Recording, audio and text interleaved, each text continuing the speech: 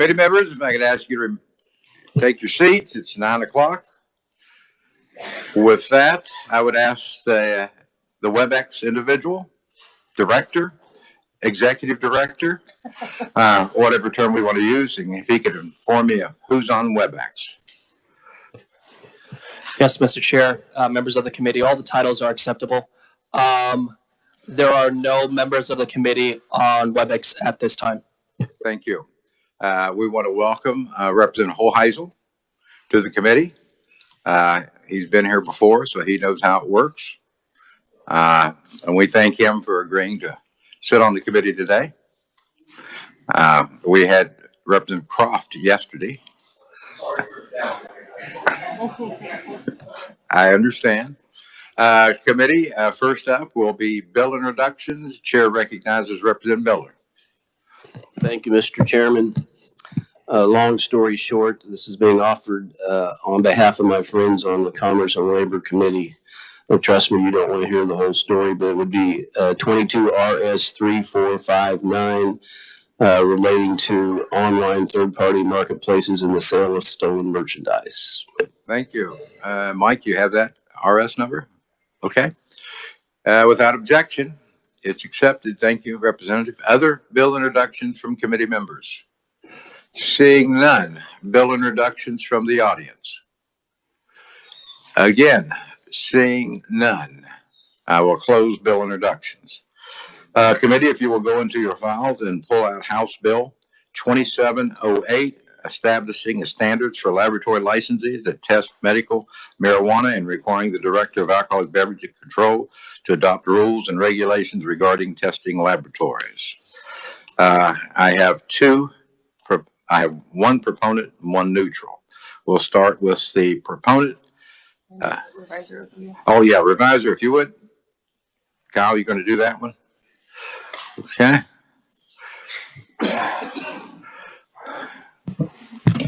Thank you, Mr. Chairman, members of the committee. Sections 1, 2, and 3 of House Bill 2708 contain almost the exact same language that is contained in new sections 23, 24, and 25 of last year's House substitute for Senate Bill 158. That was the Medical Marijuana Regulation Act.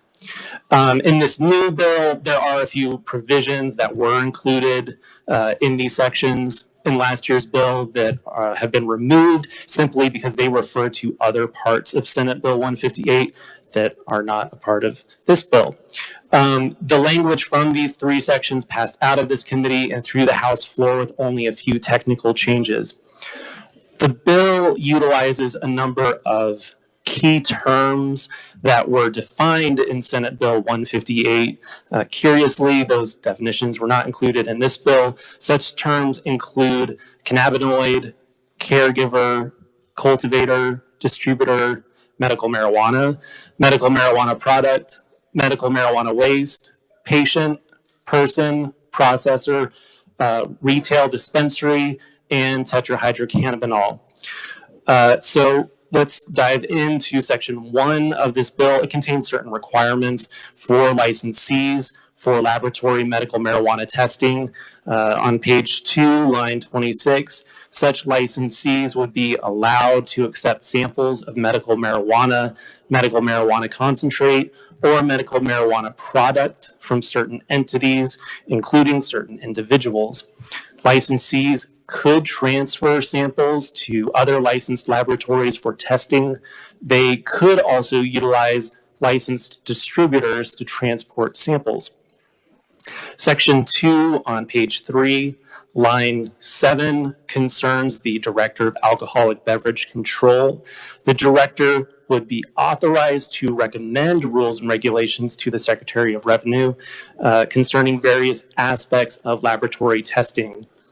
Section 3 states that licensees may obtain medical marijuana from licensed cultivators, processors, or retail dispensaries and conduct testing as permitted by rules and regs. Section 3 also states that certain inspections and accreditation would be required for continued licensure. In last year's bill, there was a section 21 that required any entities seeking to conduct laboratory testing of medical marijuana to apply for a license with the Director of Alcoholic Beverage Control. There were certain requirements to receive a license. That section was stricken by this committee, but there was also a short general provision at the end of section 4 of 158 that said that the director could provide for the licensure of such laboratories. That type of language is missing from this bill, so it is arguably unclear who would license the laboratories, how long the licenses would last, etc. House Bill 2708 would become effective upon publication in the statute book. And then one quick side note, the Kansas Department of Agriculture currently, they test samples of industrial hemp from individuals that are licensed under the Commercial Industrial Hemp Act. And additionally, last week, I think it was on February 23rd, the House passed House Bill 2563. And the first section of that bill would allow the KDA to provide industrial hemp testing services to non-licensed persons or governmental entities, including law enforcement agencies when they have the capacity. So it's a similar concept. It's in a different bill right now. With that, I'd be happy to stand for any preliminary questions. Thank you. Questions for the reviser? I would say this is kind of a trailer bill to the bill that was passed last year to clarify some language. But anyways, questions with the reviser? Yes, Reverend Hoheisel. Thank you, Mr. Chair. Thank you for that presentation or the breakdown of the legislation. I'm not too familiar with the bill that was passed out last year. What did it say in regards to fees for the licenses? Was that in last year's bill? I would have to double check. And admittedly, I'm probably less familiar with 158 than a lot of the members of the committee might be. So I would have to double check to see what that language might have entailed, if that was part of the stricken section 21. I'm not sure off the top of my head. Okay. Thank you. Thank you. But we did put fees in there, licensing fees. Okay. In last year's. That's presently at the Senate. Okay. All right. Thank you. Thank you, Mr. Chair. Further questions of the reviser? Seeing none. We have one proponent, Clay Bullard, Capitol Hill Associates by WebEx.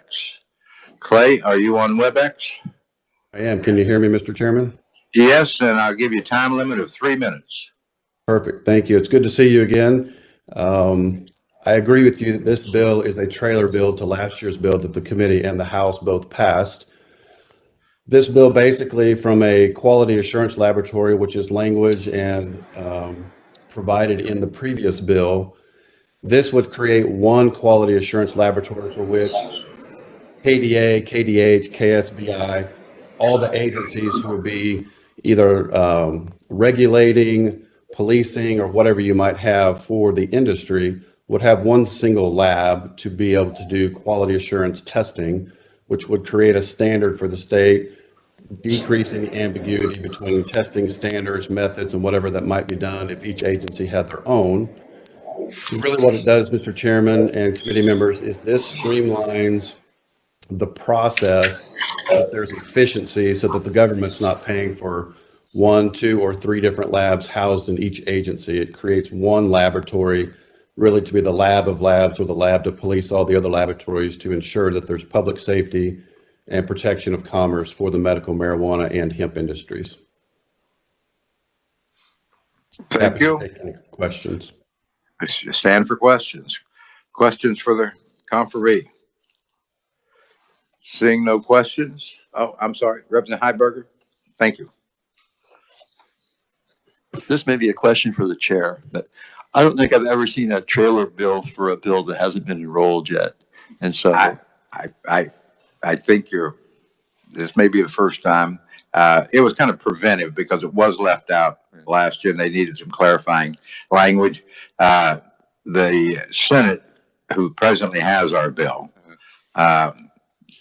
if the language hasn't passed one body, of course, you can't put it in conference committee. Right. And I think that's the main reason we're doing this. okay, All right, thank you. Other questions? Seeing none, I'm going to move to the no other proponents I have listed. Any other proponents here? Seeing none, I'm going to move to the neutrals.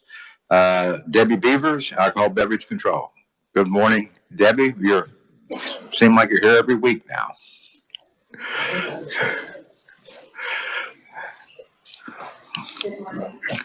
Good morning.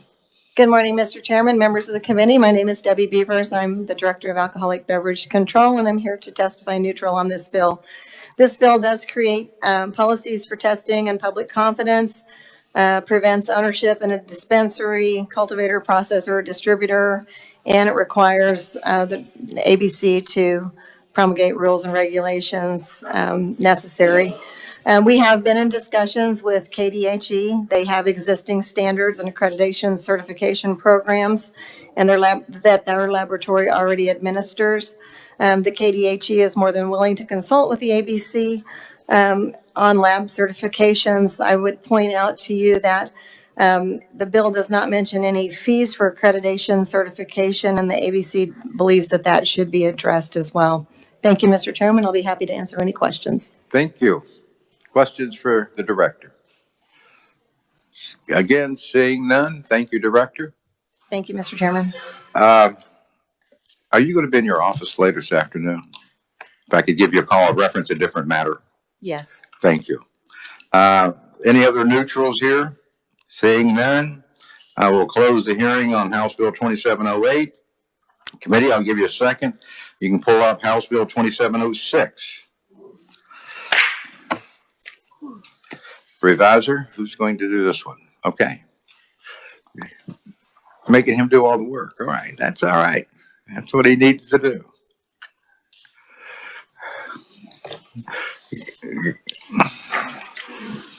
Go ahead, Kyle. Thank you, Mr. Chairman, members of the committee.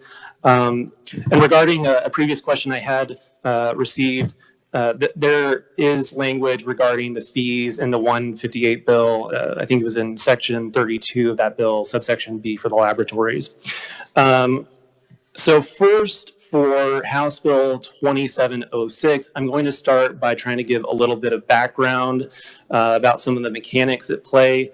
I am not a scientist, so if I stumble over some of the words, chemistry here, please forgive me. But we'll start with back in 2014, there was a farm bill passed by the Congress that allowed states to begin researching the marketability of hemp. Kansas subsequently enacted the Alternative Crop Research Act in 2018. Near the end of 2018, Congress passed the 2018 Farm Bill, and that allowed states to establish programs for the commercial production of hemp. Kansas subsequently established the Commercial Industrial Hemp Act in 2019. Under that act, the Kansas Department of Agriculture licenses producers of industrial hemp, and processors are registered with the state fire marshal. Certain hemp products are unlawful under the act, and the act includes a disposal process for hemp that is in violation of the Federal Controlled Substances Act.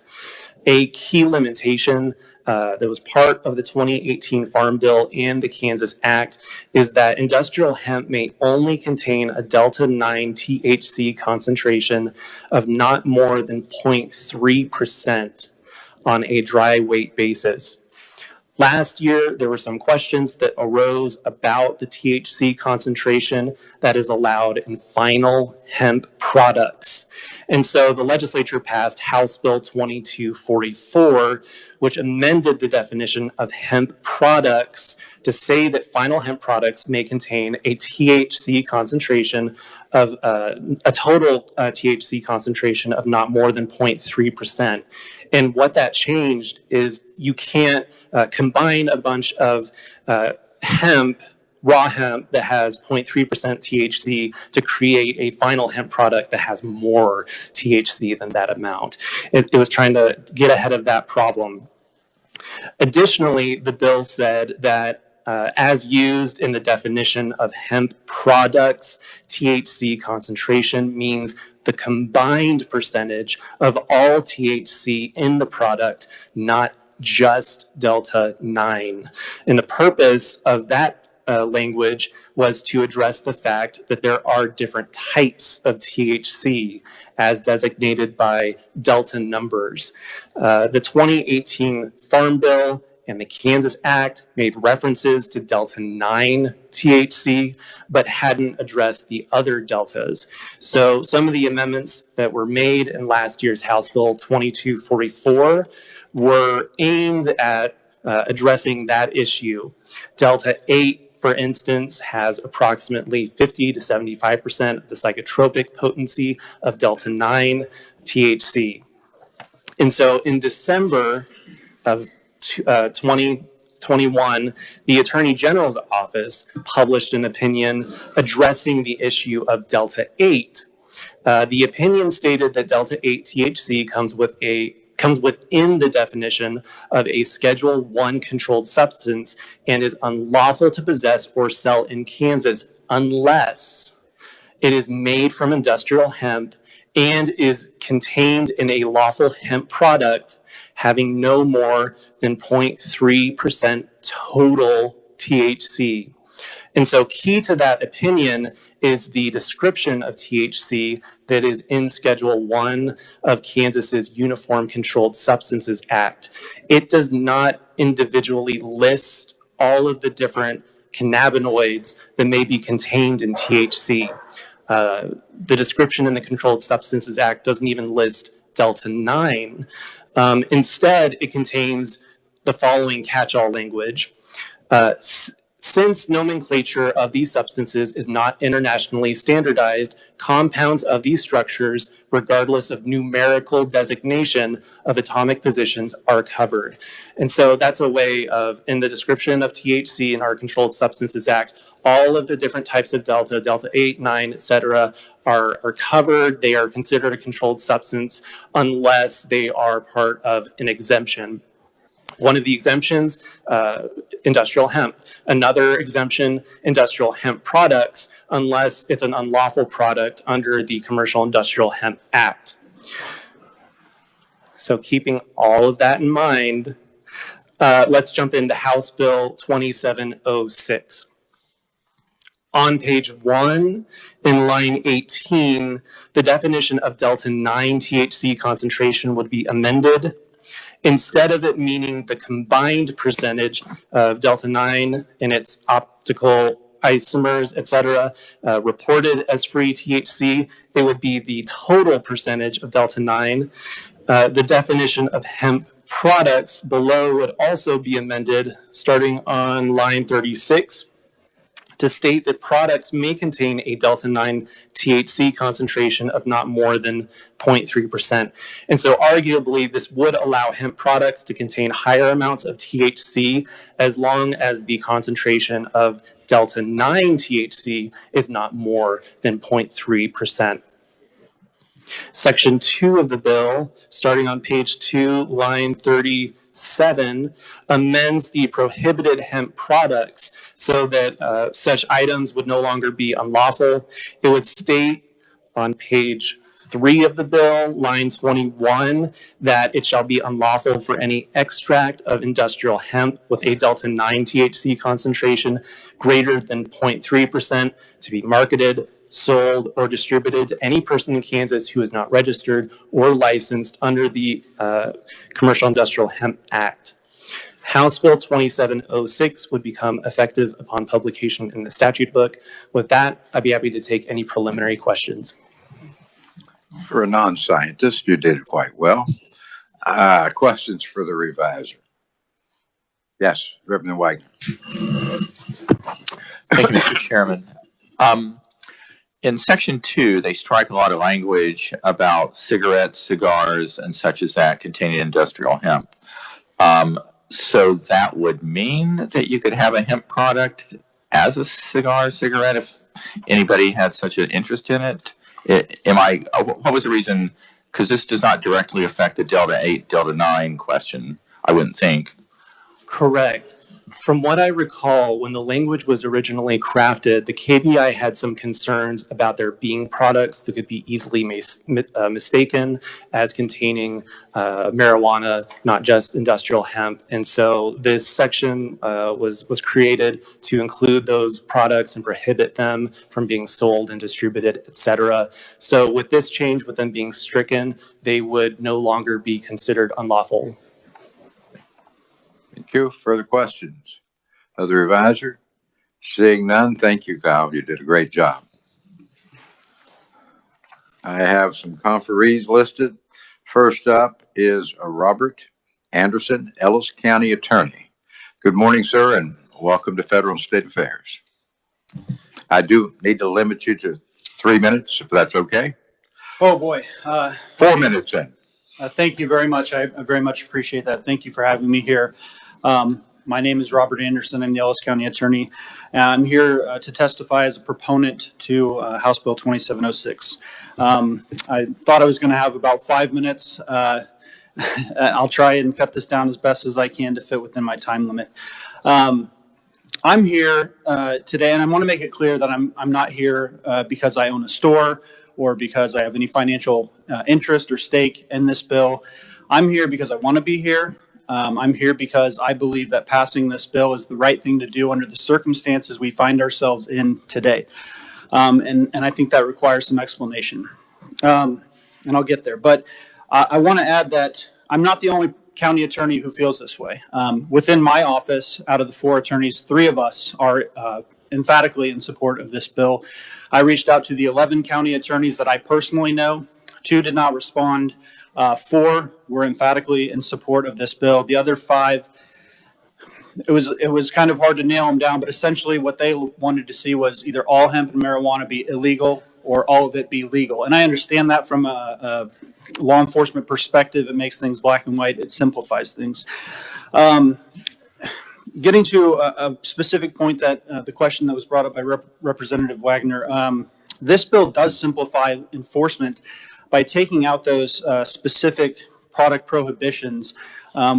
As I see it, what it does is it eliminates this problem where we have to determine how and why a product is illegal. So all hemp products would be under the same criteria, not necessarily under different subsections. Would they be legal or illegal? So the problem we face, the circumstances that we have in front of us here in Kansas currently.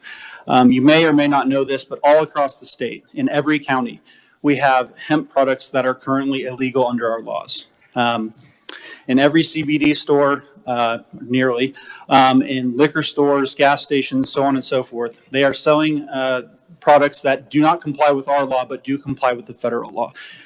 And I think it's important to take a look at how Kansas law matches up with federal law and where it differs.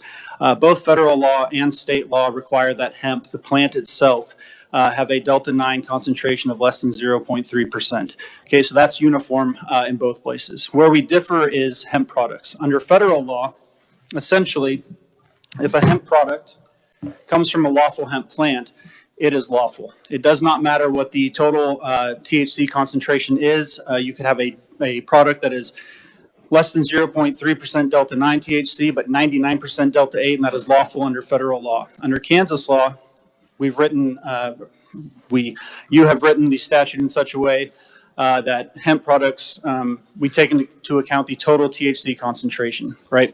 So these products flooded into Kansas because our laws and the federal law are similar enough, and other state laws mirror the federal law, that these products came from Texas, from Florida, from all over the place. And people really didn't have a good grasp on what is and what is not legal under our laws, because it's confusing when you compare it with the federal law. So I don't know how much time I have left, but Go ahead. these products are all over the state of Kansas. In Ellis County alone, I had 16 stores selling these products. I don't know that it would be fair to extrapolate those numbers across the state of Kansas. Ellis County has approximately 1% of the population of Kansas. So 100 times 16, possibly 1,600 stores in Kansas. I don't know. That's probably unfair to give a number that high. But if we if we enforce the laws as they are currently written, and really within law enforcement, it wasn't until December of this last year where everyone finally understood, yes, these products are in fact illegal under our law. So if we enforce the law as written currently, we are going to cause thousands of, well, 1,000 businesses or more, thousands of employees, everyone from the farmer to the consumer is going to suffer financially because of this. This bill would make these products legal. I think it's the prudent and responsible thing to do to pass this bill. It fixes the predicament that we find ourselves in. If these products weren't already all over the place, and if entrepreneurs in Kansas hadn't poured in all the money that they've poured in thus far, maybe I'd be singing a different tune for you. But because of the situation we're currently in, this is the prudent thing to do. It's the prudent thing to do to align our laws with the federal law. Thank you. Thank you. And I did give you 5 minutes. I very much appreciate that. I'd be happy to answer any questions if anyone. Thank you. If you'll stick around, I want to get the other proponents in. Heather Stepp, Kansas Cannabis Chamber of Commerce. Good morning, ma'am, and welcome to Federal and State Affairs. Morning, Chairman and Committee. Thank you guys for having me. It won't stay. I'm too short. Okay. First, I'd like to introduce myself. My name is Heather Hobbs-Steppe. I'm the president of the Kansas Cannabis Chamber of Commerce. I'm also the co-founder of Hemp Company, a CBD manufacturer and Delta 8 distributor out of Kansas City. When I took on this position as the president of the Chamber of Commerce, this is one of the first issues that jumped into my lap, was businesses all across the state on high alert after the letter went out in Ellis County that the products that were on the shelves of these businesses was possibly illegal. We decided to look at the law, talk with the Ellis County attorney, and try to come up with a solution. And this is a wonderful solution for our businesses. Small businesses have suffered a lot over the last few years due to the pandemic. We've seen businesses close doors, employees lose their jobs, and Delta 8 really was a breath of fresh air for a lot of CBD-based businesses, hemp-based businesses across the state of Kansas. It's kept people employed, it's kept doors open, and it's kept people active in their communities. The bottom line is this: the demand for these products are very high, which is why they are in every county in multiple types of different stores, not only from a consumer standpoint, but also from an industry standpoint.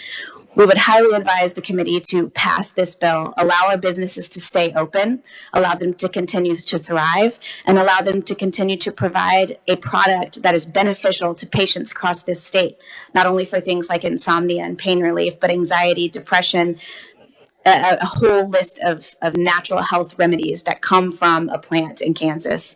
Shoring up this law with federal law would alleviate any sort of gray area between business owners, law enforcement, prosecutors, and would allow the industry that is Kansas to continue to thrive in the hemp space. As the Ellis County attorney had said, this will affect farmers, manufacturers, distributors, and retail store holders, as well as patients. We would really love to see this bill passed and would highly encourage you to do so as well. I'm happy to stand for any questions you may have. Reverend Clayton, I'll let you at the conclusion of the proponents. Thank you. If you'll stick around, I want to take the last proponent up. Kelly Ripple, Planet Associates of Kansas, Topeka. Are you here, sir? Yes, thank you. Welcome to Federal and State Affairs, sir.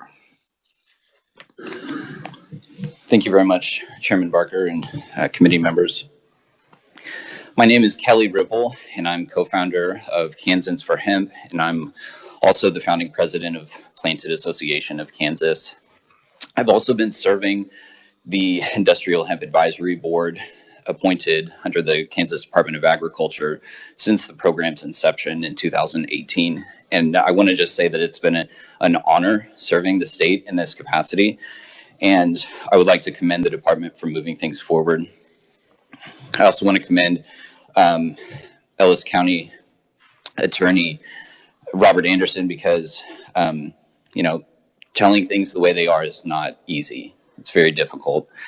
And I will stand for questions, but I just want to point out that genetically speaking, Hemp is not marijuana. We know that. It doesn't turn into marijuana just by going over the 0.3% Delta 9 THC content. And my understanding is that the Department of Agriculture may have some concerns specifically about the 2-9301 section, the first section, section 2. And this may be because of the fact that changing a definition may require the department to resubmit the entire program to the USDA for reapproval. We understand that if that's an issue, and so we can definitely talk about excluding the product section away from that. But I just want to tell everyone that I appreciate your support of the hemp program thus far and moving it forward for the state. Some people would like for you to believe that this is specifically about Delta 8. It really isn't. This is about moving the industry forward for Kansas farmers and communities. And during a time of recovery, I think this is really important. So I, again, stand for questions, and I appreciate your time. Thank you. I have no other proponents listed other than the written proponents. So at this time, committee, Representative Clayton, you have a question and feel. Thank you. And this question would apply really to any of the proponents who spoke. So whomever feels the most comfortable to answer this. It's kind of a two-part question. So first things first, I myself have never had Delta 8 products. And so I'm kind of curious to hear exactly what the effect is like. I obviously see from the testimony that it's helped people with PTSD. I've heard it helps with anxiety, but what is the general feeling that comes over someone when they are using these products? Who would like to answer that one? Yes, ma'am, please. Ms. Stepp. Delta 8 THC has about the half strength of a Delta 9 THC product. So your traditional cannabis products and the psychotropic effects associated with them, you're looking at about a half strength of that. For some people, it's even less. For some, it's a little bit more. It just depends on how your endocannabinoid system responds to the product itself. But it doesn't completely bind with the receptors in your body like a Delta 9 THC will. So that's what kind of cuts that psychotropic effect in half. So it does have mild intoxicating effects. All right. So when we talk about a psychotropic effect, would this be similar then to, say, taking any anti-anxiety medication such as, like Xanax or Valium or something like that? A lot of people do say that they have the same type of effects when they take antidepressants, anti-anxiety medications as they would get from a THC molecule. To each person, it differs. It really does, and how it behaves and benefits within the body. But there are mild intoxicating effects, yes. Thank you. Mr. Chair, may I have one more question, please? You may. Thank you. And then I heard, again, for any of the proponents that feel comfortable. Sorry, it's hard to concentrate. For any of the proponents that feel comfortable answering this, one of the things that was mentioned in testimony was how much this would help Kansas farmers. So I was wondering if anyone could speak specifically to how local the products that were being sold in a lot of these places were. Do we know how much comes from Kansas? Because obviously I'm going to assume that if anyone's getting their Delta 8 or 9, they would like it locally sourced. So thank you. I'll look at Mr. Ripple. Yes, sir. It's a great question. And kind of going back to what Mr. Anderson was talking about, there are available products currently in stores. These range from hemp powder to hemp hearts, seed, among the other unlawful products. Predominantly, those products are from out of state and out of country. We are importing those products. And because of the way the law stands right now, in-state producers have not been contributing to those markets. And so this change in the law will open things up, make it more acceptable and inviting for investors and for producers, and move the program forward into a commercial space. And I will just also mention having a conversation with USDA Hemp Director Bill Richmond. He agrees that it is up to the states to kind of move things forward with the way that the USDA has laid out. And as also Robert Anderson mentioned, this would be aligning it with federal statute, federal law. Thank you, Representative Miller. For Ms. Stepp, Ms. Stepp? just for the record and to be clear, the Kansas Cannabis Chamber of Commerce is in no way connected to the Kansas Chamber of Commerce, correct? That is correct. Thank you. Okay. Representative Epley. Thank you, Mr. Chair. And this question is for Robert Anderson, if he could pop back to the mic. Mr. Anderson, I want to thank you for your testimony. It really helped lend clarity to what I think is, no pun intended, kind of down in the weeds for a lot of us. And so I guess in asking this question, you know, people already said it. This really, in your opinion, and again, I look to you, you're an attorney, I'm not, but this is to make it conform and be uniform with federal guidelines on hemp. Is that true, sir? And now that I'm not on the clock, I can slow down. As from my research of the federal law and how and what is and is not legal under federal law, and my interpretation of this proposed bill, it would get us very closely aligned with federal law. Okay, thank you. Can I ask one more question? You may. Thank you, Mr. Chairman. In one of the opponents we're going to hear, and I don't want to get too far ahead, have you had any opportunity to review any of the opposition testimony or anything at all? And there's a lot of wording concerns in the bill as it exists currently that we're going to hear about. And I don't know how we get all that ferreted out because it's very, very technical, and I'm not picking on the committee. I think it's hard enough for me to understand, let alone most of the committee. So are you aware of some of the wording proposals? I am not aware of the opponents' statements or proposals or testimony that will occur today.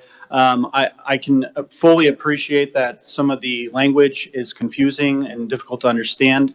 I've spent the last year trying to make myself as much of an expert on this topic as I possibly can. You might be surprised to learn that even within the scientific community, the taxonomy of cannabis or the classification is not well settled.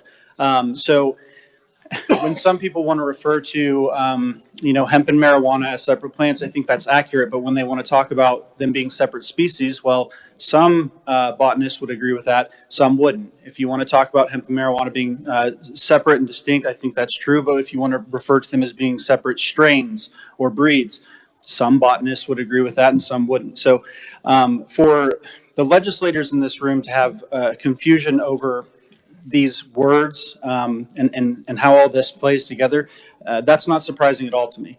I've spent a lot of time over the last year discussing these issues with judges, with prosecutors, with law enforcement, sheriff, all kinds of people, and there really doesn't seem to be a good understanding or grasp of these topics. I have one last question.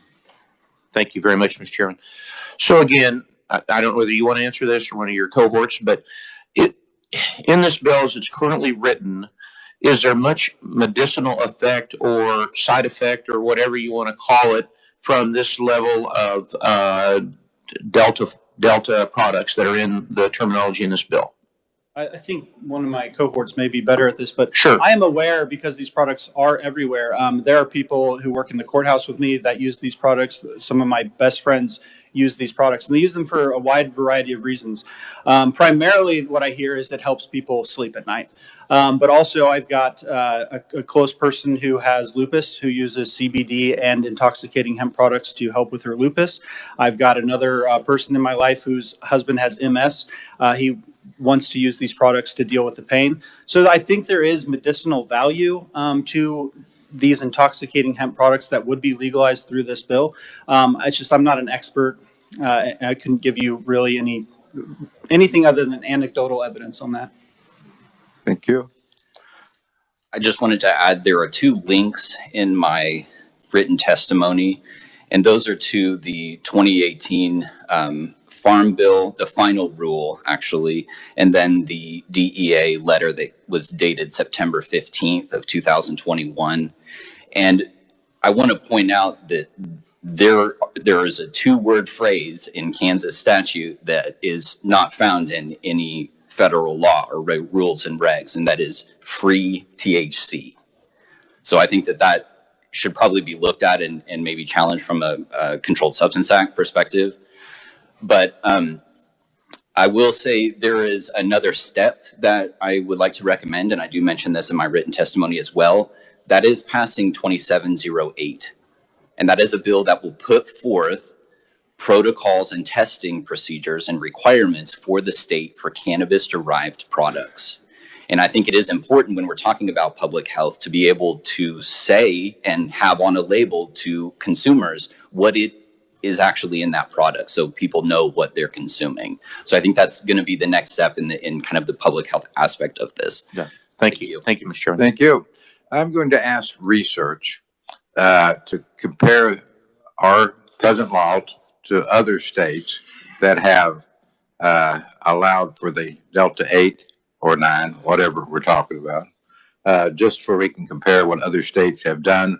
My understanding is from the testimony, and I'm going to hear from the opponents in a minute, that this may comply with federal law, and I want to make sure all the committee has that research. So, Jordan, if you can get that.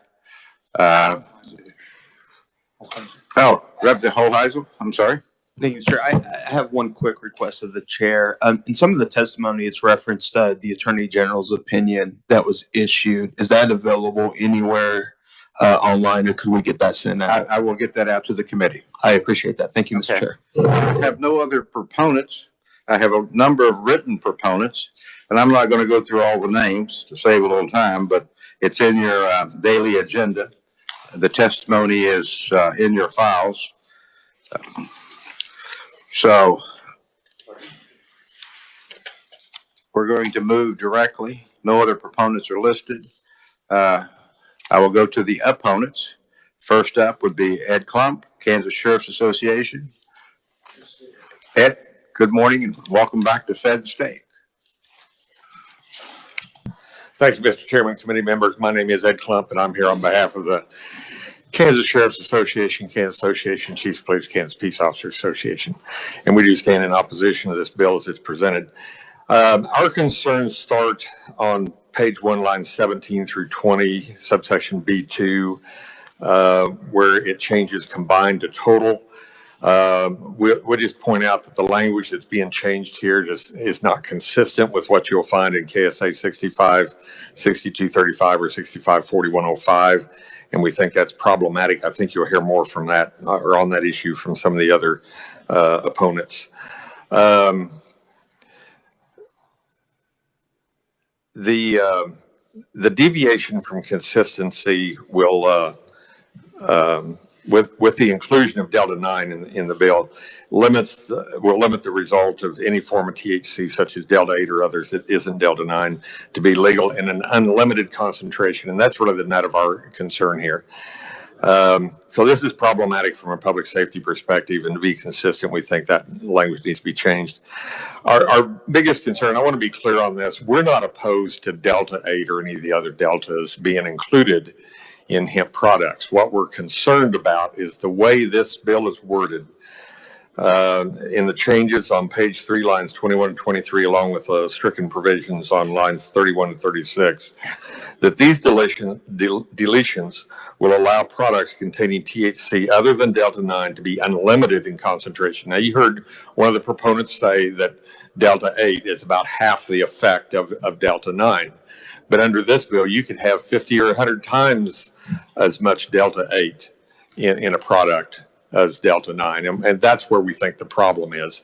We think that if you just simply took the existing law and struck out the Delta 9 and you take the Delta 9 reference out of it, so it includes all of the deltas together, then we have control in what that total content will be. But as it is, the bill will only control Delta 9, and it leaves absolutely no control over Delta 8, because in the Chapter 65 stuff in the drug schedules, it exempts anything that's authorized in the hemp law. And so with that exemption, if we authorize in the hemp law the other deltas to be unlimited, now we have a problem. And that's the problem we're concerned about. We're not concerned with making zero for these other deltas from a law enforcement perspective. We're concerned with that ballooning of no limit at all. And that's kind of the thrust of our concern. We mentioned lab issues. I'm going to leave that to some of the other opponents. And we'll just point out that the allowing hemp products such as cigarettes, cigars, we think is kind of contradictory to Senate Bill 158 because it prohibited the smoking. And then the use of Delta 9 in the current statute and inconsistent with whether it's our main concern. And we'd recommend the bill not move forward without addressing those issues. Thank you. Thank you. I'll take questions at the end. Next up is Sean Minahan, Kansas County and District Attorney Association. I think you're on WebEx, sir. Sean? Do we have him on WebEx? Yes, Mr. Chair. Mr. Minahan, if you could connect your video to, or your audio to the WebEx meeting. We are unable to hear you even though your mic is unmuted.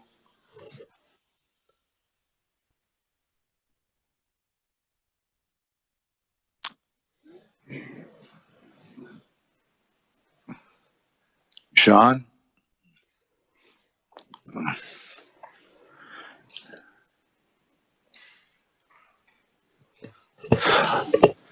Go ahead. Mr. Chair, we're unable to hear Sean. I'm going to communicate with him privately. And I'll take up the next conferee while you're doing that. Yes, thank you, Mr. Chair. Robert Jacobs, KBI. Good morning, sir. Welcome to Fed and State. Good morning, Chairman. Sorry, Barker and members of the committee. Hear me now? Just have him hold on. No, go ahead. Okay, my name is Robert Jacobs. I'm the Executive Officer of the Kansas Bureau of Investigation.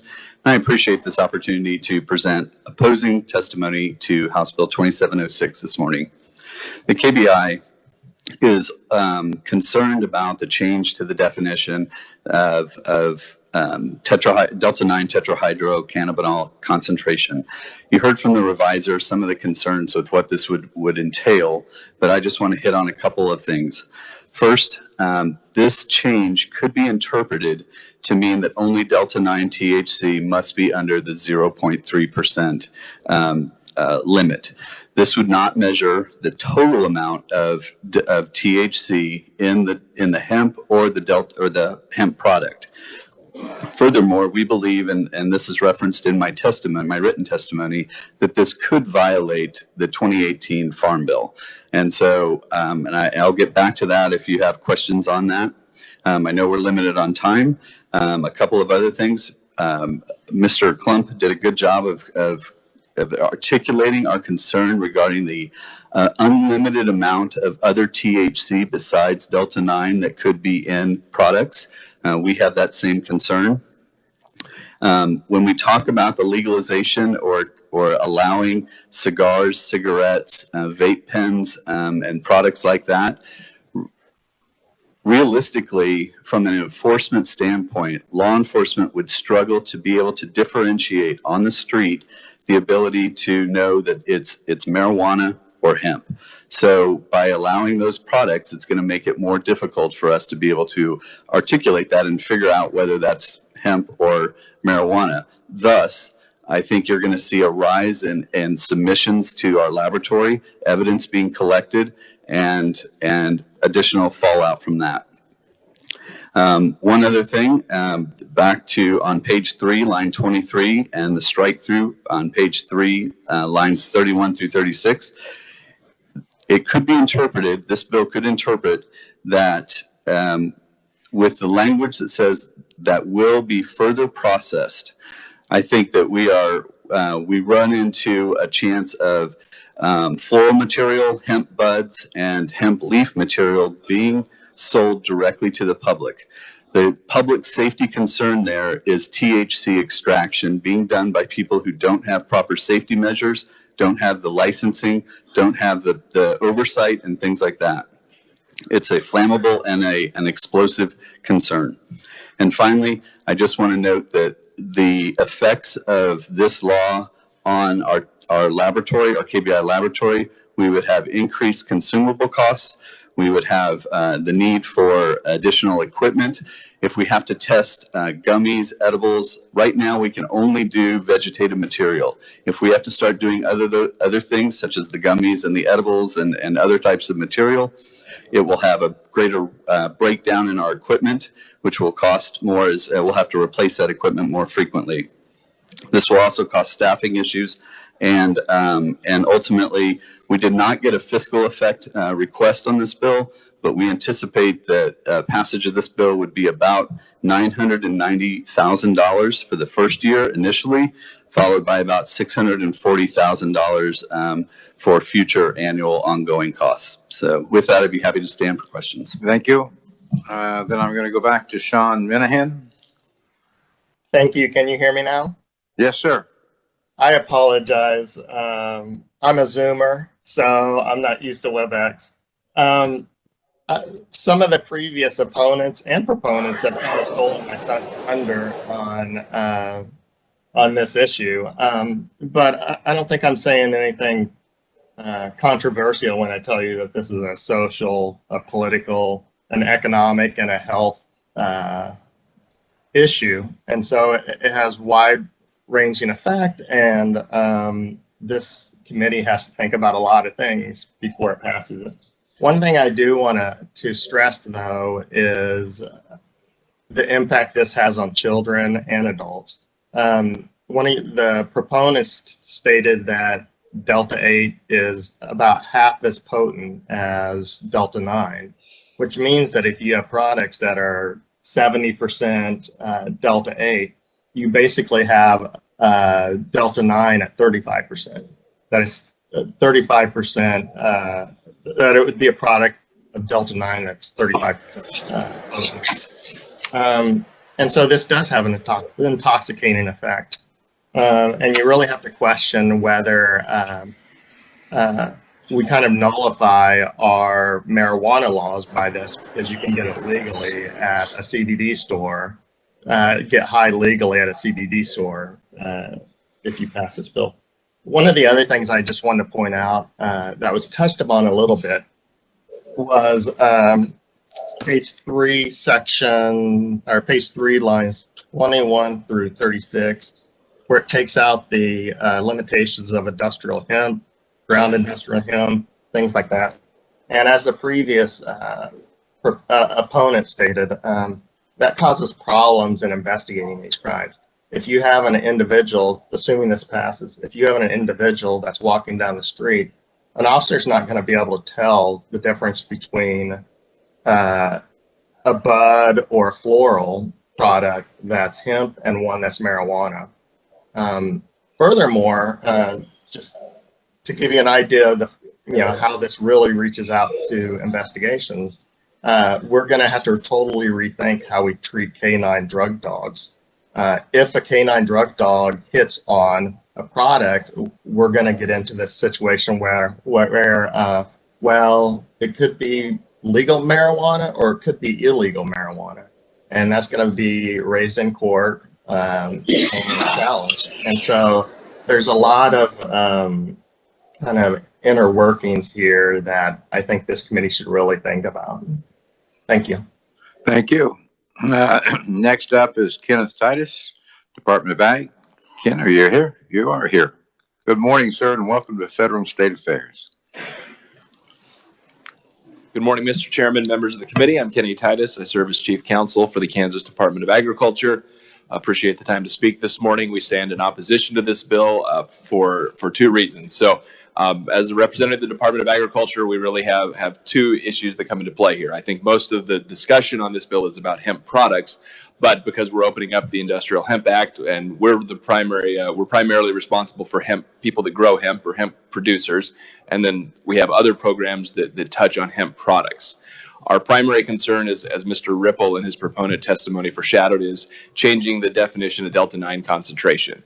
The way the proposed amendment is written would cause our existing hemp plan, which must be approved by the United States Department of Agriculture, to come out of compliance.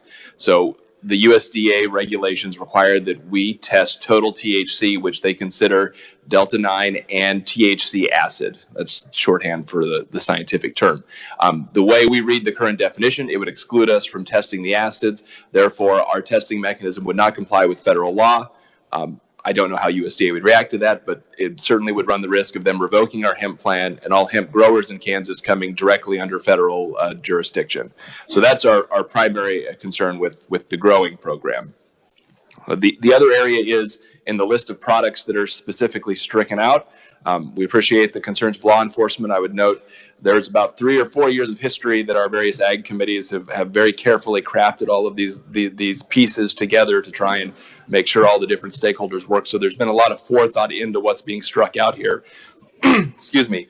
But there is a paragraph that talks about the Food, Drug, and Cosmetic Act, which that mostly deals with our food safety program, inspection of restaurants, food producers, and our Commercial Feedstuff Act, which regulates the people that create pet animal food, livestock food, other things like that that are manufactured in Kansas.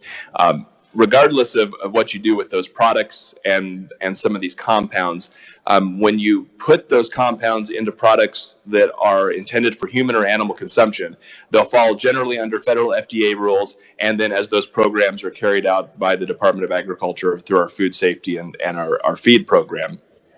And so striking the clear reference to our regulatory programs we think is unhelpful. We'd like the department to have flexibility. We don't always exactly carry out FDA directives in the exact same way the federal government does. And we want to maintain that flexibility for those products. And that's a highly evolving area. And so we would ask that you consider those things when you look at this bill. Thank you. And if you'll remain for questions after my last conferee, Nick Rediker.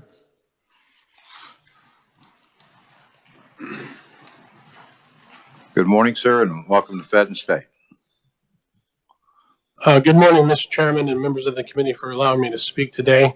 My name is Nick Reinecker. I'm a private citizen of Kansas. I'm not a scientist, doctor, lawyer, anything like that. I'm just a citizen concerned about the future of my country and this bill, I guess, specifically. And if you don't mind, Mr. Chairman, I think I might have where the rubber meets the road, if you will. I found an article last night. If I could put this into my testimony and hand it, I have copies for everybody. I'll let you hand a copy to my committee secretary, and she will get it out. Yes, ma'am.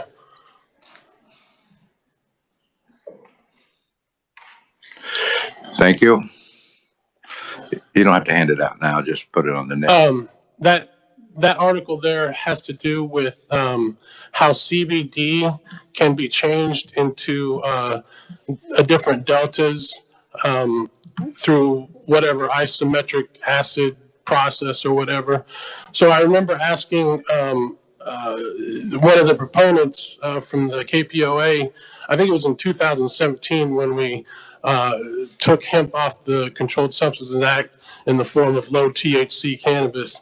And I said, did we just legalize cannabis? And the answer wasn't very sure.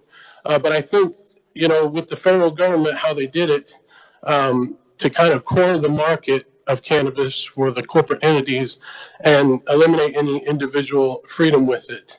When I first found some of these products out, I went in McPherson, Kansas.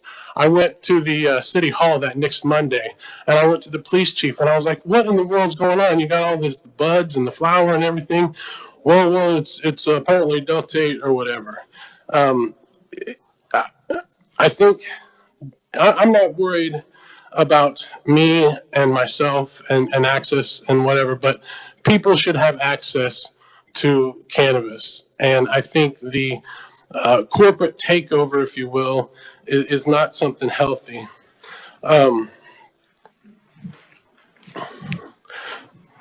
Coffee is a psychoactive as well, and it has a good business model. But I can roast my own beans.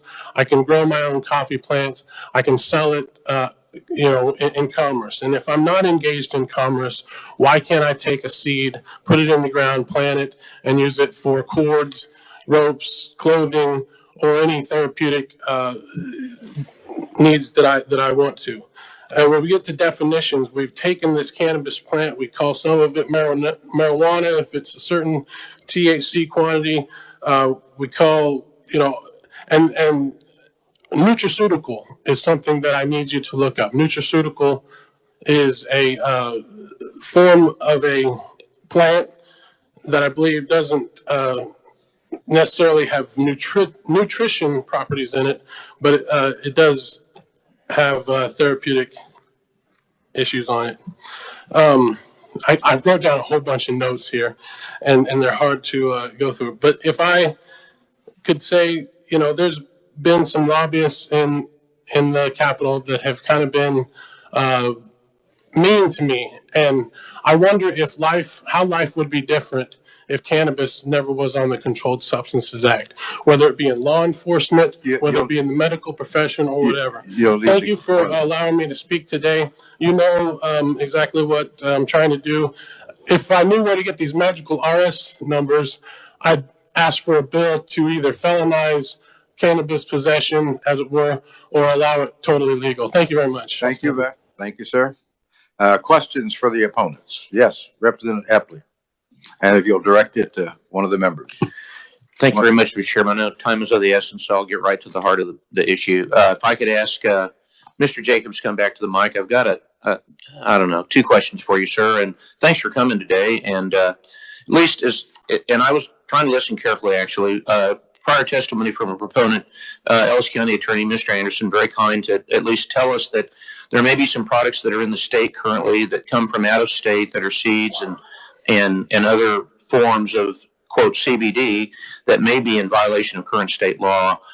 Are you aware of that? Is there any activity going on related to that, or is that a concern? Thank you, sir. Thank you for the question. This is Robert Jacobs again with the KBI. The KBI has received information regarding the sale of products containing Delta 8 and other types of THC above or beyond the Delta 9 products. So we are aware of those. As far as enforcement actions individually across the state, that's really primarily focused at a local level.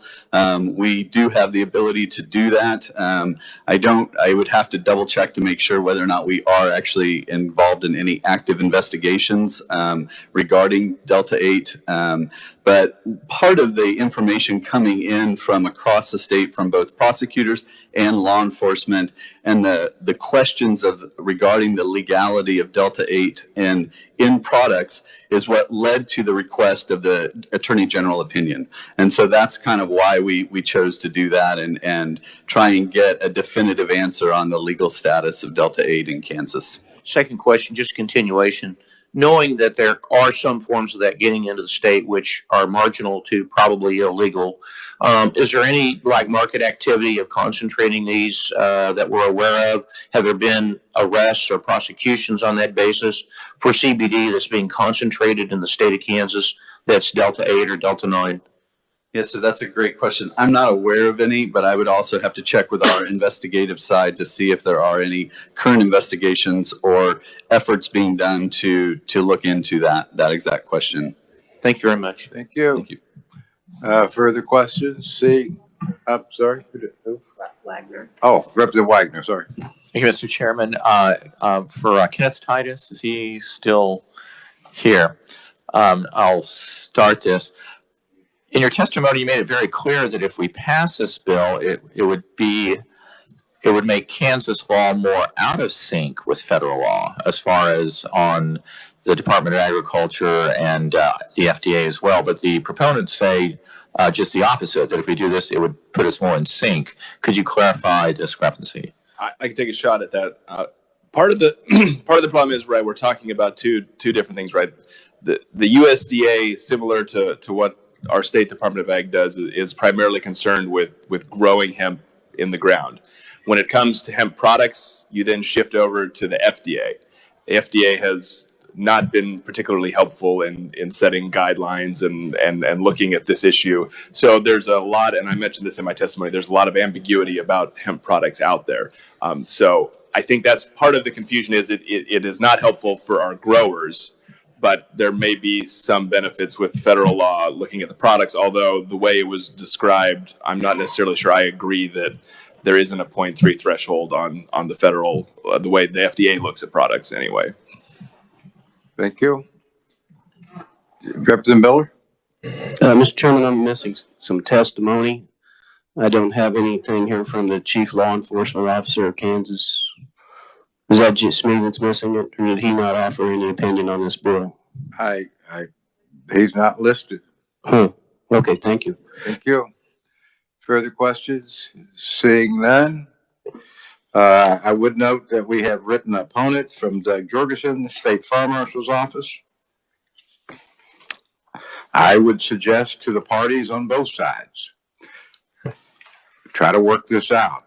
I mean, if it is truly complying with federal law and it's under 3%, you can't tell me you can't sit down and work it out. The alcohol beverage section always comes to me usually with something worked out. If not, you may not like what we end up doing. So I always encourage you to sit down. Reasonable people can come to reasonable solutions. But I will tell you, we're going to work this bill at some point in time. So I would rather have your input than you be excluded totally. But with that, I will close the hearing on this bill, House Bill 2706. I'm going to stand at ease for about 5 minutes while you pull up the bill that I indicated we worked, House Bill 2611.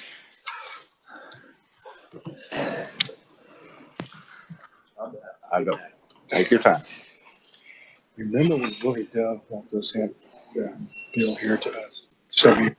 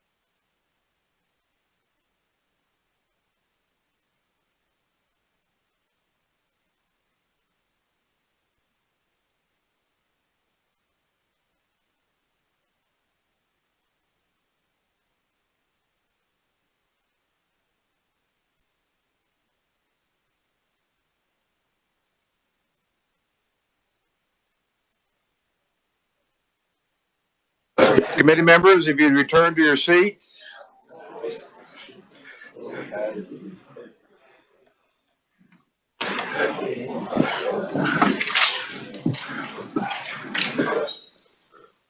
Representative Epley, would you like to join us, or?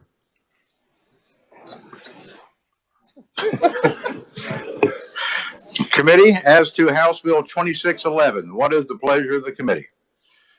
Representative Arnberg. Thank you, Mr. Chair. I move that we pass out House Bill 2611 favorably for passage. Thank you. Do I have a second? Representative Clayton. Discussion.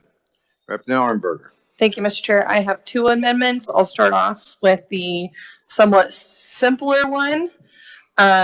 This amendment is just dealing with the microbreweries, micro distillery and farm wineries, and just asking that they're part of the whole bill.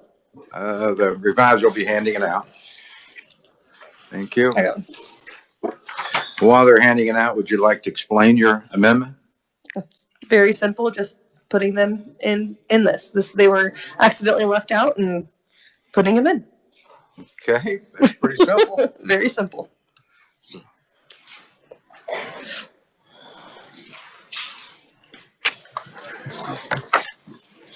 You have explained your amendment. Is there a second to the amendment? Representative Clayton has seconded the amendment. Discussion on the amendment. Yes, Representative Howe. Thank you. The question is for the carrier of the amendment. So these wineries, they have liquor licenses, correct? Yes. So would they use their own staff for the delivery, or they could? Okay. Or they could do a third party. Okay. Thank you. Thank you. Further, yeah. Representative Miller. Thank you, Mr. Chairman. Maybe it's just because I'm thick, but the amendment says retailer does include a microbrewery, micro distillery, et cetera. Right above it says retailer does not include a microbrewery. So it says it does not, it says it does. I'm going to refer that to the revisor. For the purposes of this bill only, it says for purposes of section 1 and 2, which does include the delivery issues, it does include them. It was a simple way of adding them without adding a whole lot of verbiage, but are you tracking with that or not? I'm not tracking, but I trust the revisor's explanation. Thank you. Other questions? Seeing none, Representative, you may move your amendment. I move my amendment. You have heard the amendment of Representative Arnberger to amend House Bill 26011. All in favor say aye. Aye. Those opposed, no. Opinion of the chair, the ayes have it. Ayes do have it. Bill has been amended. Representative Arnberger. Thank you. This next one is a hefty one. It is basically going through the ABC's concerns and addressing all of them.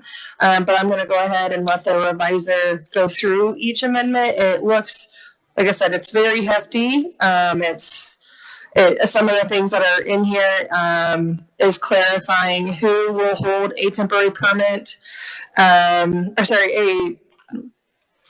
me write this, a third party delivery service permit.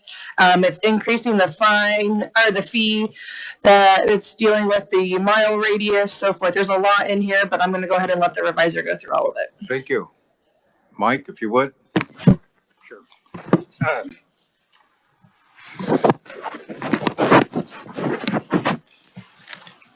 I'm going to just hit the highlights of the amendments here. If you look on page 1, one of the changes that have been made throughout the bill is the delivery, third-party delivery service permit. That language has been changed. The language about independent contractors, that's been eliminated throughout the bill. On line 16, page one of the bill, the delivery permit fee has been changed from $25 to $1,500. On page 1, the permit has been changed to expire after 1 year instead of 2. If you flip to page 2, there was some concern about personal data, and the box there at the top of page 2 outlines that the personal data collected solely to comply with the requirements of the section shall be limited to what is adequate, relevant, reasonably necessary, and so on, and shall be nothing. It adds a new subsection, nothing in sections 2 or 3 shall be construed to require a company that only provides technology services to a retailer to obtain third-party delivered permits. You turn to page 4, and there was some language about delivery in counties where they have not approved the liquor consumption and so on. That language is at the top of page 4 there that's added in that box. The page 5, the violations on page 5 lines at 22, civil fine has been raised from 500 to 1,000. There's a requirement also on page 5 that they maintain records for a period of 3 years. If you look on page 6, section 3, this deals with the cereal malt beverage. Section 2 deals with retailers. The amendments in the 2 sections are identical, and I'm not going to go through those unless you want, to what was in section 2.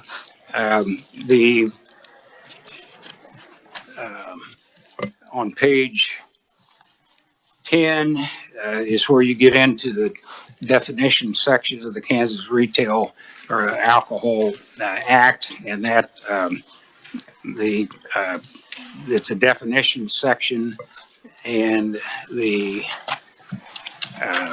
definition is added on page 12 of personal data. It means any information that's linked or reasonably linked or identifiable natural person does not include de-identified data, aggregate data, or publicly available information, and so on. The page 13, there's some additional clarifications of the third-party delivery service definition, and section 5 deals with the amendments to the Cereal Malt Beverage Act, and they comply with what's in the retail or the alcoholic beverage or alcohol act, and so on. Chapter 6, I'm sorry, section 6 is simply a technical amendment. So if you have questions, I'll try and answer. Thank you. Committee, normally when we're working a bill, I don't ask the conferees to come up, and we've already heard their testimony. But I do have a precedent where I've asked a director of an agency to come up because I want to know how that impacts them. So I'm going to do that now.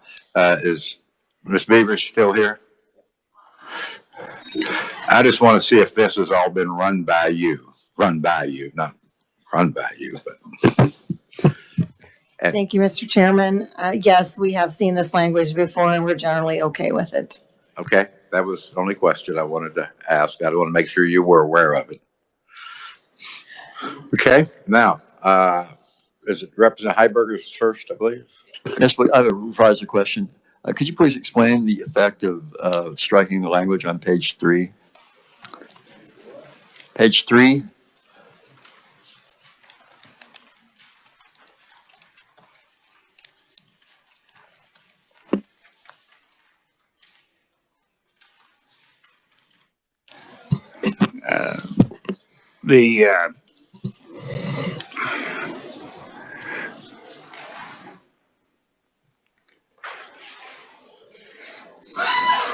Basically, you're dealing with language about independent contractors for one thing, and it just seemed, since that's deleted from the bill, this is a place where it needs to be deleted.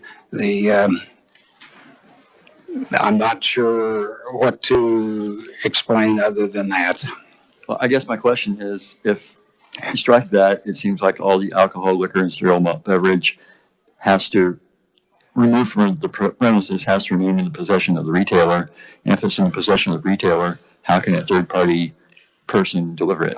That may be, I may need to add back in our third-party delivery service. I think maybe you've found a error there.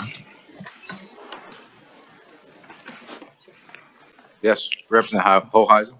Thank you, Mr. Chair.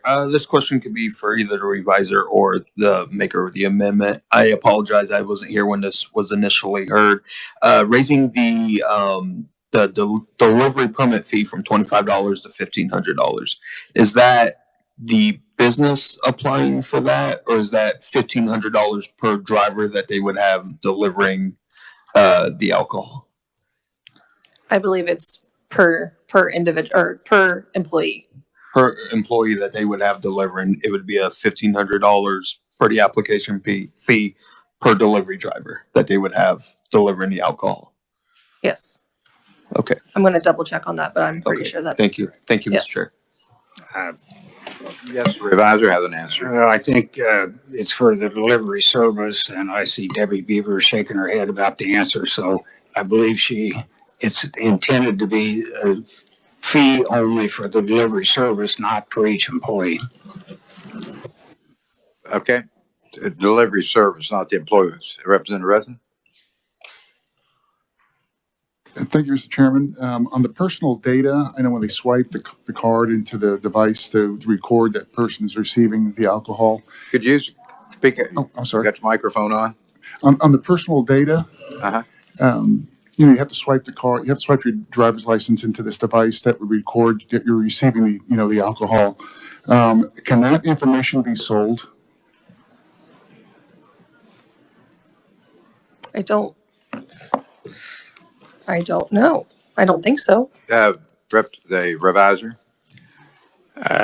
The personal data and so on, I don't believe can be sold. Types of aggregate information could be. I believe that's what the intent is anyway. I don't think you can sell the driver's license information, but the proponents of the amendment may want to jump in. Was that helpful?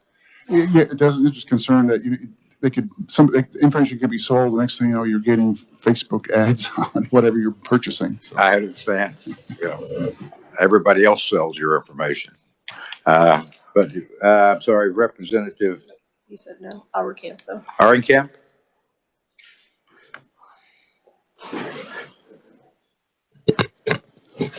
Thank you, Mr. Chairman. So on page 1, we're now talking about a third-party delivery permit. In section A, new section 1, letter A, and then in letter B, an application for a third-party delivery permit. So is this changing it to the only way alcohol can get delivered is through a third party? Can a retailer still? Yes. Can you show me where in the language? I'll turn to the reviser.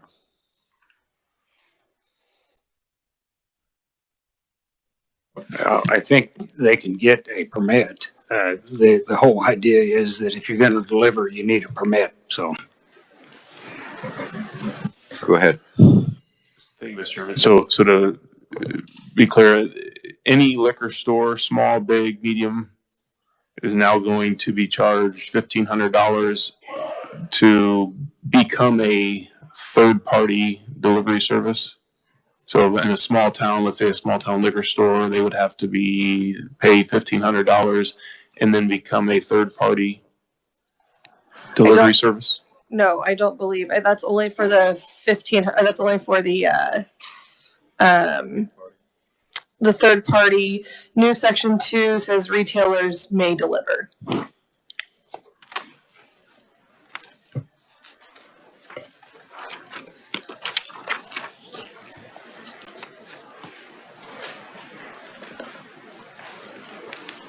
that right? Look at the top of page 2 there.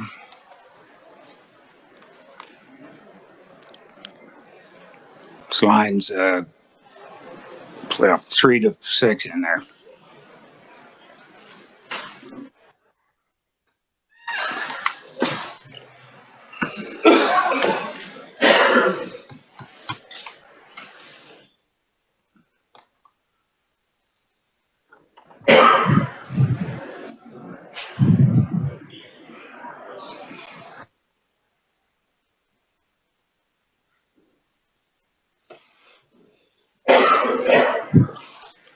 Others? Yes, Representative Hoyt.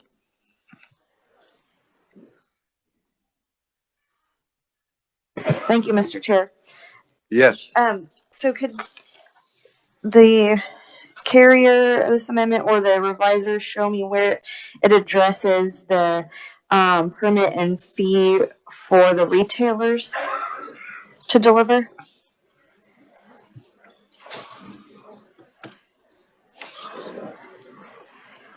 The retailer doesn't need, there is no fee. It's just for the third party.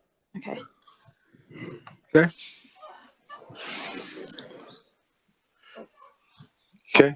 Yes, Representative Howe.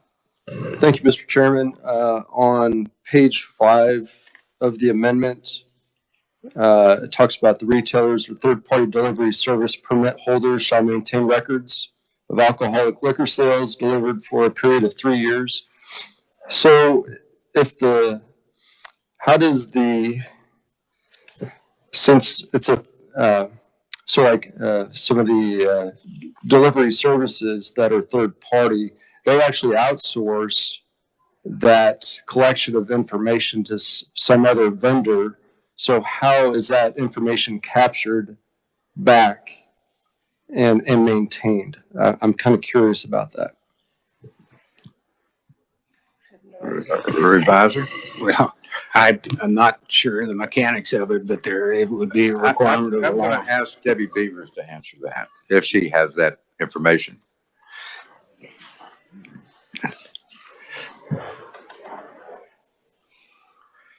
Debbie, do you have that information? Mr. Chairman, the way I understand it is that the sale information, the sales done by the retailer, and they maintain those records, and then those records, the third-party delivery service would also have records of what they're delivering. And this may be a better question for one of the other conferees that is in the business of doing this. That's how I understand it. Thank you.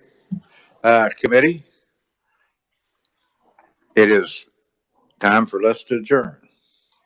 We're going to be back here tomorrow morning at 9 o'clock. I would like, and Representative Hoheisel, I can get you read in for tomorrow, if that would be all right, if you want, since you've already started. But the Senate Judiciary meets here next. This bill is open. We are on the second amendment. We will continue that at that time. We are adjourned.